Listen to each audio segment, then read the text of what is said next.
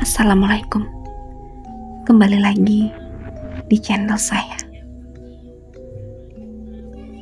Sebelumnya, yang belum subscribe, tolong subscribe dan aktifkan tanda loncengnya supaya kamu tidak ketinggalan cerita-cerita menarik dari saya.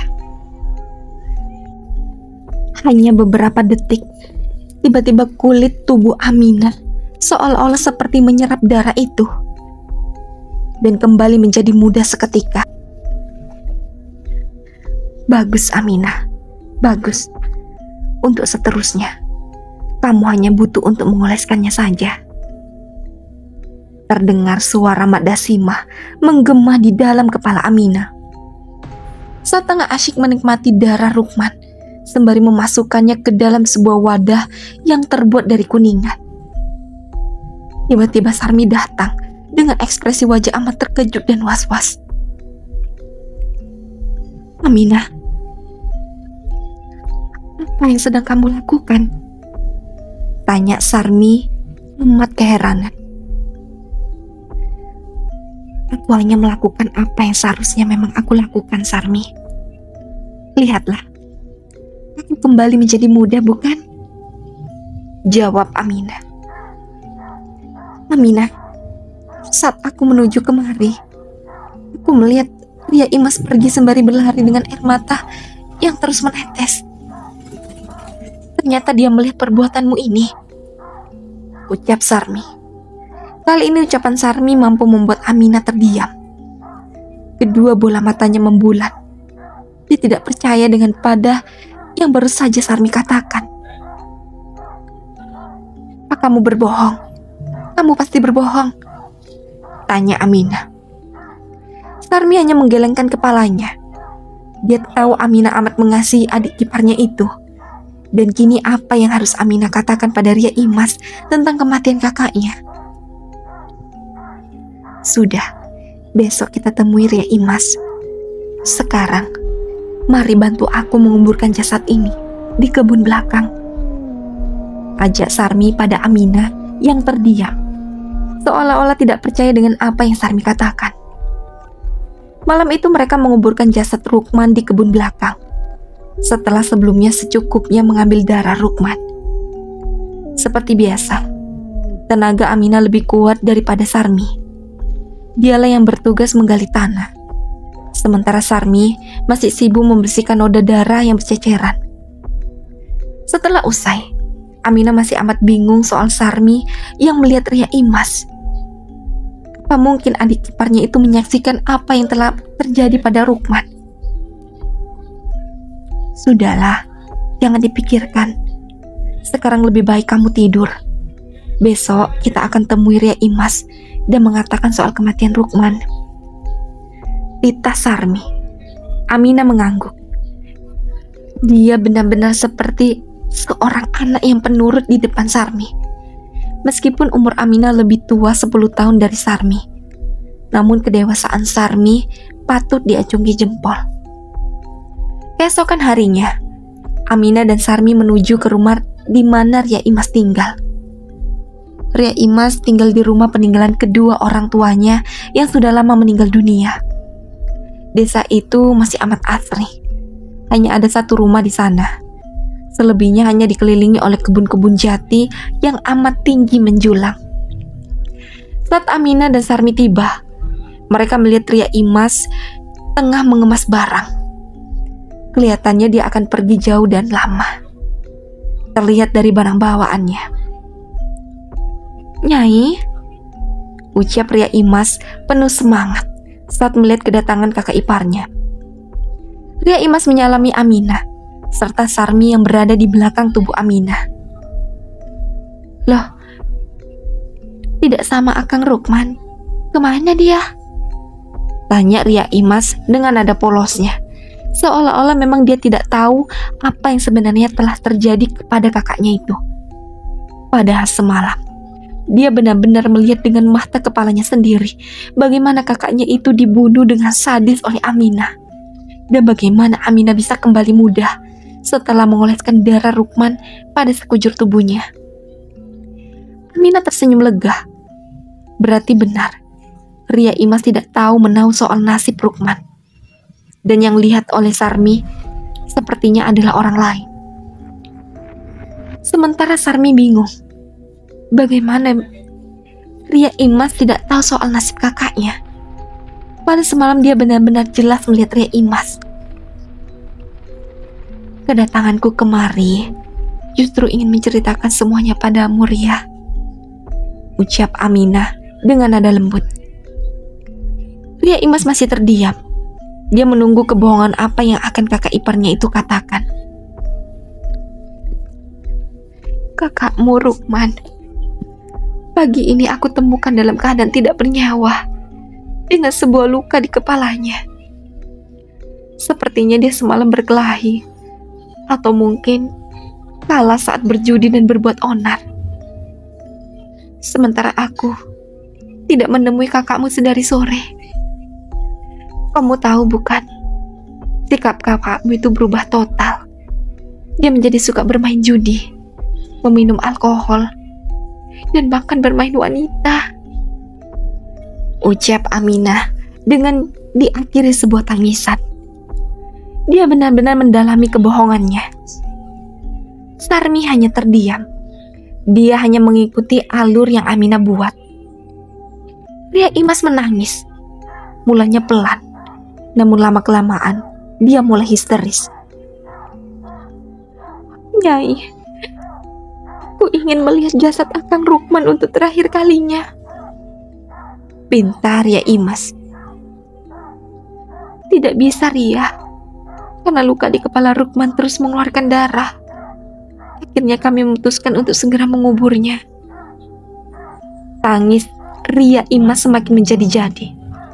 Sebenarnya dia sudah tahu apa yang telah terjadi pada kakaknya itu. Sudahlah Ria, relakan dan ikhlaskan saja kepergian kakakmu. Ngomong-ngomong, kamu hendak pergi kemana? Tanya Aminah sembari memperhatikan barang bawaan Ria Imas. Aku ingin mengunjungi seorang teman yang jauh berada di pulau lain. Untuk sementara, mungkin aku akan tinggal di sana, Nyai, ucap Ria Imas. Aku antar ya. Tidak usah, Nyai. Sebentar lagi akan ada yang menjemput saya, tolak Ria Imas kepada tawaran Aminah. Benar saja, tidak berapa lama sebuah mobil bus kecil datang. Di dalamnya terlihat beberapa orang yang sedang tertidur. Si supir memberi isyarat kepada Ria Imas dengan menyembunyikan klakson agar Ria Imas segera masuk ke dalam mobil. Ria Imas mengangguk. Dia lantas segera membawa barang bawaannya dibantu oleh Aminah dan Sarmi. Setelah semua barang bawaan, Ria Imas sudah naik. Kini Ria Imas berpamitan kepada kakak iparnya itu. Hati-hati Ria, aku akan selalu menunggumu. Ingat, kamu masih punya aku sebagai kakakmu, ucap Aminah. Dia lantas memberikan beberapa lembar uang pada Ria Imas dengan nominal yang cukup besar. Awalnya Ria Imas menolak, namun Aminah terus memaksanya. Ria Imas masuk ke dalam mobil, dan perlahan-lahan mobil itu mulai berjalan dengan sedikit kencang, membelah pepohonan jati yang menjulang tinggi. Dia sepertinya hanya pura-pura tidak mengetahui apa yang sudah terjadi kepada kakaknya. Karena semalam aku benar-benar melihat dirinya, Aminah, ucap Sarmi tiba-tiba. Ya, kamu benar Sarmi. Aku amat percaya kepadamu. Kita ikuti saja permainannya. Apa yang akan dia lakukan? Aminah dan Sarmi pun lantas pergi kembali menuju desa Rawabodas. Waktu terus berlalu. Sudah hampir 5 tahun Ria Imas belum juga kembali. Sementara Sarmi terus menua. Hanya Aminah lah yang tetap bertahan dengan kecantikan dan awet mudanya. Untuk selanjutnya, korban-korban Aminah adalah lelaki yang terjerat hutang dengannya dan tidak mampu untuk membayar. Mereka dipaksa untuk menjadi korban sukarela dengan imbalan hutangnya dianggap lunas dan hadiah uang dengan jumlah yang besar. Zaman terus berputar dan semakin modern. Orang-orang dari kota mulai berdatangan ke desa untuk melihat atau meneliti hasil kebun unggul. Seperti yang sedang berkumpul di rumah Aminah. Ada beberapa orang pelajar dari kota yang sedang meminta izin pada Aminah untuk meneliti dan melihat hasil kebunnya. Aminah menyambut baik kedatangan beberapa orang anak muda itu. Bahkan perhatiannya kini tertuju kepada seorang pemuda tampan yang nampak sedang sibuk dengan buku dan ballpointnya. "Maaf, dari tadi hanya kamu yang belum memperkenalkan diri," ucap Aminah yang berhasil membuat pemuda itu menghentikan aktivitasnya dan tersenyum. Teman-temannya yang lain mulai menyikut pelan tubuh pemuda itu karena merasa tidak enak dengan si tuan rumah. "Maaf Nyai, saya terlalu sibuk sampai tidak menyadari ada wanita amat cantik di hadapan saya. Perkenalkan, nama saya Adiwastra," ucap pemuda itu. Aminah tersenyum malu. Rona merah mulai terlihat di kedua pipinya. Setelah sekian lama, akhirnya dia merasakan kembali rasanya jatuh cinta. Ya, pemuda bernama Adiwastra itu telah membuat Aminah jatuh cinta. Dari pandangan pertama, Aminah sudah menaruh hati pada Adiwastra. Namun sepertinya Adiwastra tidak. Dia masih terlihat dingin. Pertemuan pertama mereka tidak terlalu amat berkesan bagi Adiwastra. Karena penelitian tentang tumbuhan membutuhkan waktu yang cukup lama. Akhirnya beberapa remaja itu diizinkan menetap di salah satu rumah milik Aminah. Remaja yang berdiri dari 4 orang lelaki dan 2 orang wanita itu nampak terkagum-kagum melihat gaya arsitektur rumah milik Aminah. Rumah megah dengan masih mempertahankan gaya klasik khas rumah adat suku Sunda. Keenam remaja itu berkumpul di ruang tamu yang cukup lumayan besar.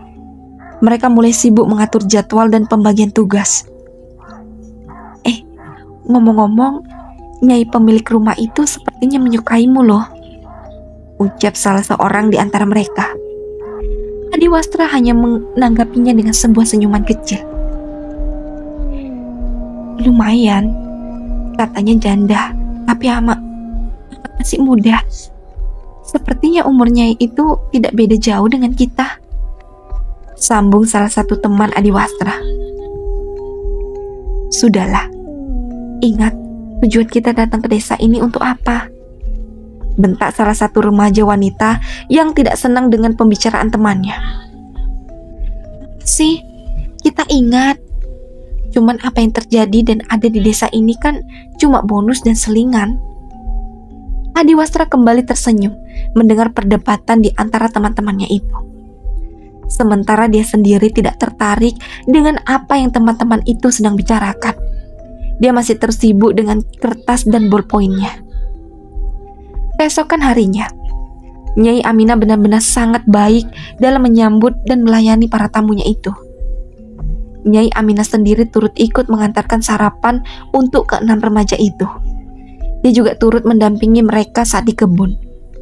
Namun tujuan lain Nyai Aminah adalah untuk menarik perhatian Adiwastra. Nyai Aminah berpikir bahwa Adiwastra sama seperti lelaki pada umumnya yang akan tertarik langsung pada Nyai Aminah saat melihat wajah dan tubuhnya. Tapi nyatanya tidak. Adiwastra berbeda. Dia bahkan tidak melirik Nyai Aminah sama sekali. Padahal Nyai Aminah sudah berdandan amat cantik dan mengenakan pakaian terbaiknya. Meskipun hanya menggunakan kebaya dan samping dalam kesehariannya, Nyai Aminah tetap nampak cantik. Tidak kalah dengan wanita yang berpakaian modern. Aminah pulang ke rumah dengan emosi yang menggebu-gebu karena Adiwastra tidak memperhatikannya sama sekali. Wajahnya memerah. Dia duduk di kursi ruang tamu sembari sesekali memukuli meja kayu jati di hadapannya. Sarmi berjalan dengan perlahan dari arah dapur. Dia ingin menghampiri Aminah. "Ada apa, Aminah?" ucapnya dengan nada lembut sembari mengusap pucuk kepala Aminah. Dia tahu sahabatnya itu tengah menahan amarah. "Sarmi, Lelaki itu sama sekali tidak memperhatikanku. Aku kurang cantik? Tanya Aminah pada Sarmi yang kini duduk di sampingnya dengan wajah yang terus tersenyum. Tidak, Aminah. Mana ada lelaki yang mampu untuk tidak menatap kecantikanmu? Puji Sarmi sembari mengelus lembut pipi Aminah. Kini mereka berdua terlihat seperti ibu dan anak. Ya, Sarmilah ibunya. Sementara Aminah tetap awet muda sebab darah para lelaki yang menjadi korbannya.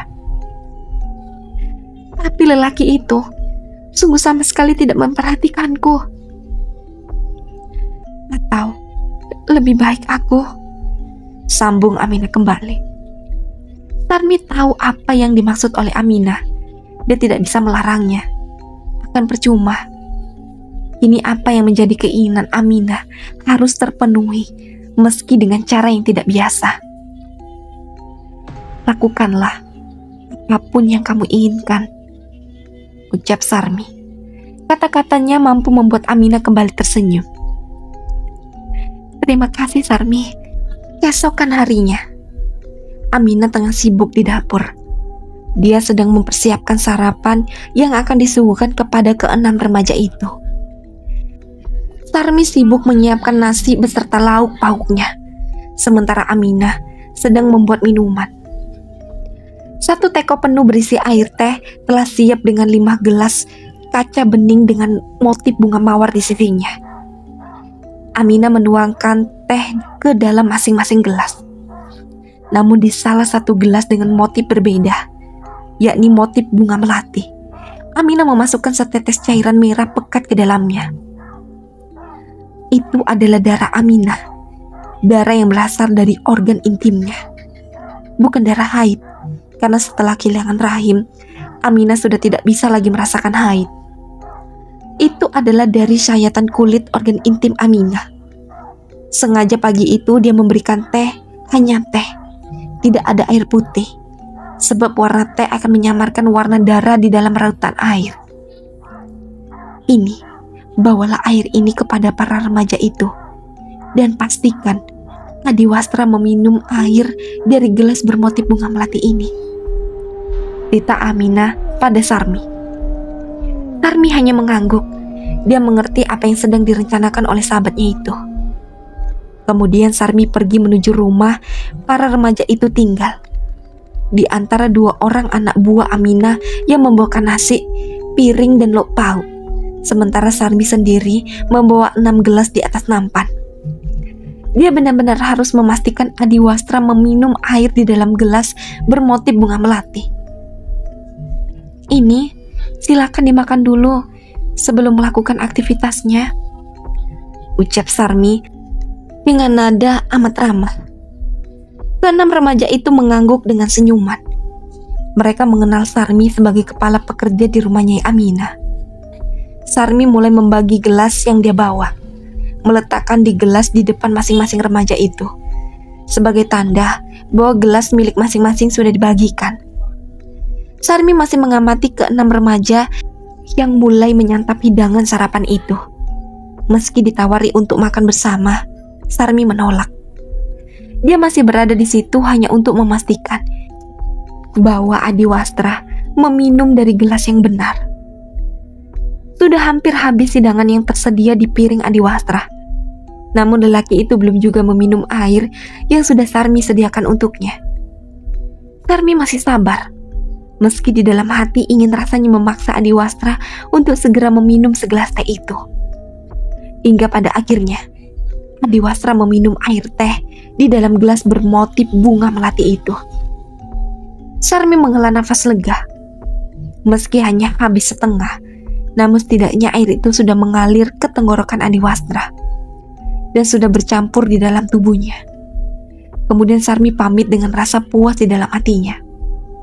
Di dalam rumah, Aminah pun harap-harap cemas menanti kabar baik dari Sarmi. Dia terus berdiri di ambang pintu, sampai akhirnya Sarmi sedikit berlari menuju ke arah Aminah. "Bagaimana, Sarmi?" tanya Aminah penuh harap. "Sudah, dia sudah meminumnya. Tinggal kita tunggu saja bagaimana reaksinya," jawab Sarmi dengan senyum menyeringai. Aminah tersenyum puas.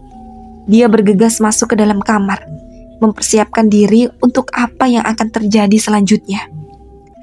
Sementara di rumah singgah, tiba-tiba kepala Adiwastra terasa amat pusing. Bahkan untuk bangun pun sanggup. Seolah-olah bumi berputar mengelilinginya. Kelima temannya memaksa Adiwastra untuk tetap beristirahat dan mempercayakan semuanya kepada mereka. Awalnya Adiwastra menolak, namun kali ini dirinya benar-benar tidak bisa, bahkan hanya untuk sekedar bangkit. Kedua sahabatnya menuntun Adiwastra ke dalam kamar. "Ini, minumlah, lantas beristirahatlah. Jangan dipaksakan," ucap salah seorang temannya sembari memberikan sebuah obat sakit kepala kepada Adiwastra. Adiwastra meminumnya dan langsung membaringkan tubuhnya di atas kasur kapuk yang masih terasa baru itu. Setelah semua sahabatnya pergi, Adiwastra pun terlelap. Akang Adiwastra?" Suara perempuan terdengar lirih di telinga Adiwastra. Dia lantas bangun. Ternyata suara itu hanyalah mimpi. Namun dia tahu siapa pemilik suara lembut yang terus memanggil namanya. Nyai Aminah," ucap Adiwastra dengan nada menggebu-gebu. Dia lantas bangkit dengan segera. Sakit kepala yang dia rasa sudah sembuh.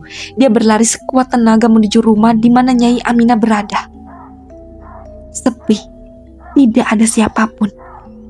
Dada Adiwastra semakin menggebu-gebu. Dia mulai mencari Aminah ke setiap sudut rumah. Pintu kamar Aminah dibuka dengan keras oleh Adiwastra. Aminah yang tengah duduk di depan cermin meja rias pun tersenyum saat melihat siapa yang membuka pintu kamarnya. Sementara degup jantung Adiwastra semakin tidak bisa dia kontrol. Karena kini di hadapannya seorang wanita cantik berpakaian minim tengah menatapnya dengan tatapan lembut. "Akang," ucap Aminah sembari berjalan anggun menuju Adiwastra yang masih berdiri di ambang pintu. "Nyai, sungguh saya amat merindukan Nyai," jawab Adiwastra dengan suara berat sembari berusaha menahan gejolak di dalam dadanya. "Ya sayang, aku tahu. Oleh sebab itu, aku menunggumu. Kemarilah." Aminah menarik lembut lengan Adiwastra masuk ke dalam kamar. Dia lantas mengunci pintu kamar. Selanjutnya, hanya terdengar suara desahan di antara keduanya dan suara besi ranjang yang berdenyit. Ketika kelima teman Adiwastra datang, mereka tidak mendapati Adiwastra dimanapun. Mereka amat khawatir dan tanpa berpikir panjang, mereka semua bergegas menuju rumahnya Aminah. Setibanya di sana, mereka semua tercengang bukan kepala. Karena kini Adiwastra terlihat tengah duduk bercengkrama dengan Nyai Aminah. Mereka terlihat amat akrab, sehingga membuat kelima orang temannya itu dibuat amat kebingungan. "Ih, kok bisa ya? Bukannya Adiwastra itu bukan tipe orang yang mudah akrab dengan seseorang. Terlebih kemarin dia terang-terangan berkata bahwa dia tidak tertarik sama sekali dengan Nyai Aminah, bukan?" ucap salah seorang di antara kelimanya. Yang lain hanya mengangguk mendengar perkataan dari salah satu temannya itu. Mereka membenarkan apa yang baru saja temannya itu katakan. "Oh iya, kalian pasti mencariku, bukan?" ucap Adiwastra dengan ringan setelah melihat kelima temannya itu sudah berdiri di ambang pintu. "Iya benar, kami sangat khawatir karena tidak menemukanmu. Tapi bagaimana bisa? Bukankah kamu sedang sakit?" tanya salah satu teman Adiwastra. Adiwastra hanya tersenyum mendengar pertanyaan dari mereka. Pun halnya dengan Nyai Aminah, dia turut tersenyum. Dia tahu di dalam hati kelima remaja itu mereka pasti sedang bertanya-tanya kebingungan. "Mari, duduklah dulu. Nanti saya ceritakan," ditanyai Aminah. Kelima remaja itu pun duduk. memposisikan dirinya masing-masing di atas kursi jati yang terpajang lebar. Mohon maaf karena telah membuat kalian semua mencari Adiwastra. Salah seorang anak buahku mengatakan bahwa salah satu dari kalian sakit dan tidak ikut melakukan penelitian ke kebun. Karena saya pun merasa khawatir, lantas berinisiatif untuk melihat siapa yang sakit. Dan saya datang, keadaan Adiwastra benar-benar amat kasihan. Dengan segera, saya membawa dia kemari untuk mendapatkan penanganan lebih tepat.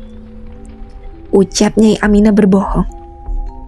Iya betul, Nyai Aminah benar-benar merawat dan mengobatiku dengan baik.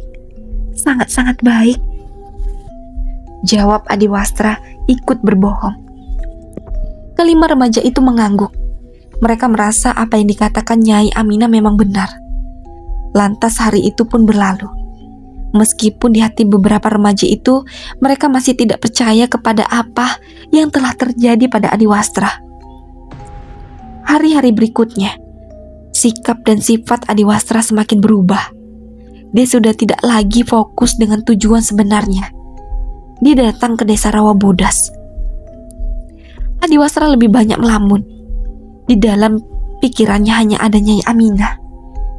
Dalam sehari, Adiwastra bisa mengunjungi rumah Nyai Aminah sampai 4 kali. Dia benar-benar telah melupakan tugasnya. Perubahan sikap Adiwastra terlihat jelas di mata kelima sahabatnya. Kini mereka semua mulai bertanya-tanya. Bahkan salah satu teman dekat Adiwastra pernah menegurnya. Karena sudah hampir 2 minggu mereka di sana. Tugas mereka tak kunjung beres sebab Adiwastra. Adiwastra mengelak semua tuduhan yang diberikan oleh kawan-kawannya. Dia beralasan bahwa tengah mengali informasi dari si pemilik kebun Nyai Aminah. Namun pernah suatu ketika salah satu teman Adiwastra memergoki Adiwastra tengah berciuman mesra dengan Nyai Aminah. Mereka geram dan akhirnya memutuskan untuk kembali ke kota tanpa mengajak Adiwastra. Adiwastra hanya tersenyum sinis melihat tingkah laku kelima sahabatnya. Dia sudah merasa tidak membutuhkan siapapun dan apapun. Dan kini, dia hanya butuh kepada Nyai Aminah. Setelah sekian lama, memadu kasih dan Adiwastra sudah resmi tinggal di desa. Akhirnya Nyai Aminah meminta Adiwastra untuk menikahinya. Awalnya Adiwastra bingung. Sebab kedua orang tuanya bahkan keluarganya pasti akan menolak mentah-mentah keinginan Adiwastra itu. Terlebih kini dia sudah mengabaikan studinya. Bagaimana Akang? Apa kamu bersedia menikahiku? Orang-orang di desa kini mulai mempertanyakan. Karena kamu tahu sendiri kan, apa yang kita lakukan ini salah. Bujuk Nyai Aminah sembari bergelayut manja kepada bahu tegap Adiwastra. Adiwastra terdiam, namun sesekali dia mencium lembut kepala wanita yang kini dia amat cintai itu. Wanita yang mampu membuat hidup Adiwastra menjadi kacau balau. Baiklah, Akang akan menikahimu sayang. Akang mohon izin besok akan ke kota dahulu, meminta restu kepada kedua orang tua. Jika nanti akan kembali ke sini bersama mereka, itu tandanya ayah dan ibuku merestui pernikahan kita. Namun jika aku kembali seorang diri, berarti aku tidak mendapatkan restu. Namun aku akan tetap menikahimu. Jawab Adiwastra dengan tegas dan sigap. Nyai Aminah tersenyum puas. Setidaknya dia sudah memiliki jawaban dan Adiwastra sudah bersedia. Tinggal menunggu hasilnya saja. Hari itu Adiwastra benar-benar pamit kepada Nyai Aminah. Dia tidak memberikan guna-guna agar kedua orang tua Adiwastra menyetujui pernikahan mereka. Sementara pelet yang Nyai Aminah berikan kepada Adiwastra cukuplah ampuh, meski diberikan hanya sekali. Pelet Getih Puja adalah salah satu jenis pelet yang amat kuat. Aminah melepas kepergian Adiwastra dengan berat. Setidaknya mereka harus berpisah semalam, beberapa hari, atau bahkan seminggu. Dan benar saja, hari sudah berlalu. Sudah 6 hari semenjak kepergian Adiwastra ke kota untuk meminta restu kedua orang tuanya. Nyai Aminah risau. Bagaimana jika kedua orang tua Adiwastra tidak memberikan izin dan mengurung Adiwastra? Bagaimana jika Adiwastra mengalami kecelakaan di jalan? Sarmi sendiri tersenyum melihat tingkah dari sahabatnya itu. Nyai Aminah yang kini tengah mondar-mandir di hadapannya dengan mimik wajah amat khawatir.